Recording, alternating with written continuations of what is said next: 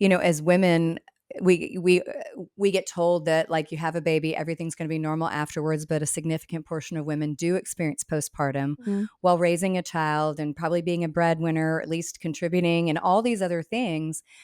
And then, most of the time, by the time we're in middle age, we're also either going to be caring for a parent or losing our parents. And it's to me, at 55, I look at it and I go, sometimes it feels like a pyramid just got built on top of your head and you don't know it, right? Because you just keep doing and going and doing and going and doing. As women, I think we learn there are moments that, where the shit really hits the fan, and Yeah. life gets really, really hard. And we need to, like, just got to step up to the moment. And that was one of those moments for me. And the cool thing about weightlifting and working with this bodybuilding coach and learning about nutrition was, my whole life I had always thought of exercise and fitness and wellness as like a way to reduce yourself. So it's all about, you go on a treadmill to burn calories. And, even the language that they use in the exercise studios, it's all like lean muscle and like lengthen and tone. And it's all kind of coded language for making less of yourself. And like, you Mhm. just never feel enough. Like you can never do enough to make yourself less enough. And it's horrible messaging. And in this world of like powerlifters and bodybuilders and like athletes, I was suddenly in this world of moreness, right? It was all about building yourself and like fueling your body to eat enough protein and the more and making yourself more. And I just loved that.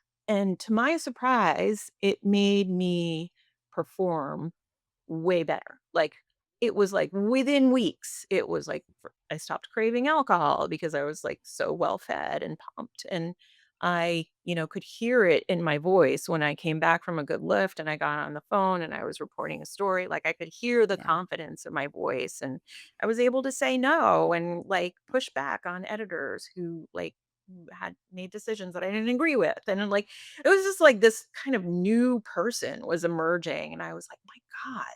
Like, why have I been chasing and I was, like, wearing a two-piece bathing suit for the first time. Like, it was like my body was taking shape into what I felt like it was supposed to look like.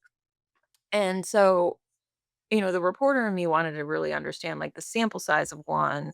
Like, it was so clear that, like, something had changed that I wanted to really understand, like, why my whole life had I been chasing this, like, less than thing, trying to chase skinny when I should have been chasing muscle. So I really wanted to understand, like, what was the history of this skinny thing and why are we all chasing that when it's so obvious that the secret to success is muscle and building more of it. So, No, you're absolutely right.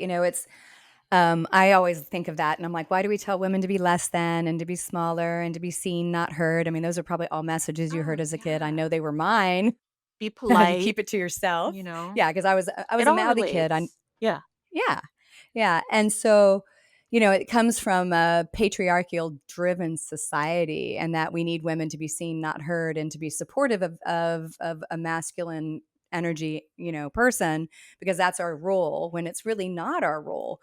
And I think you had mentioned in your book that fitness and getting into really bodybuilding and lifting wasn't just about the fitness, it was part of your survival. Like it was like, this is how I'm going to move forward in survival, which I think is amazing because I think a lot of women don't think about their fitness as survival. They use fitness as their greatest form of punishment.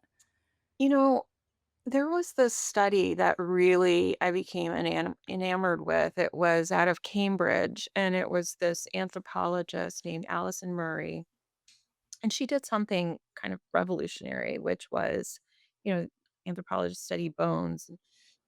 Typically, it's the male bones that are studied, but she Mhm. went to like Neolithic and Paleolithic women's bones and compared them with a sample of modern women's bones to see how the body structure compared. And what she found was the early women's bones were the size of elite rowers today with their developed upper bodies. And so that spoke to her that early women were an integral part of agriculture. They were lifting heavy things. They were working their asses off. They weren't like out there picking berries in the field while men hunted. No, they were working hard. And when I read about this piece of research, it was kind of an aha moment to me. It was like, well, duh, of course, this is why I'm performing better because that is the OG body that we were meant to have. This is how we perform best. And, those early women weren't like sitting there trying to think of ways to become thinner. And No. neither should we. So, Right. Yeah, we were foraging and doing a bunch of other things while carrying children. You know what I and mean? Like, hunting, we were and hunters and hunting. we Yeah, were we were doing it all. warriors. Yeah. These like patriarchal systems of like, there was another cool story in the book about a Viking grave that was found centuries ago. And this grave was obviously the grave of a warrior, a leader, because there were tactical chess pieces in there. The leader was buried with their horse, which is something that only leaders got. So it was Mhm. obviously the grave of a powerful person in an army. And it was only in 2017 that it was found that this warrior leader was actually a woman. So it was like these long assumptions of like a warrior leader must have been a man were these like modern 20th century assumptions. It was only in 2017 that we found that there were two X chromosomes on that kick-ass woman. So, Yeah. yeah, so it's really this these ideals of like women as thin and quote unquote feminine. It's really only the product of the last 150 years. Women have historically been buff, badass creatures, and I believe we perform best when we allow ourselves to take that shape.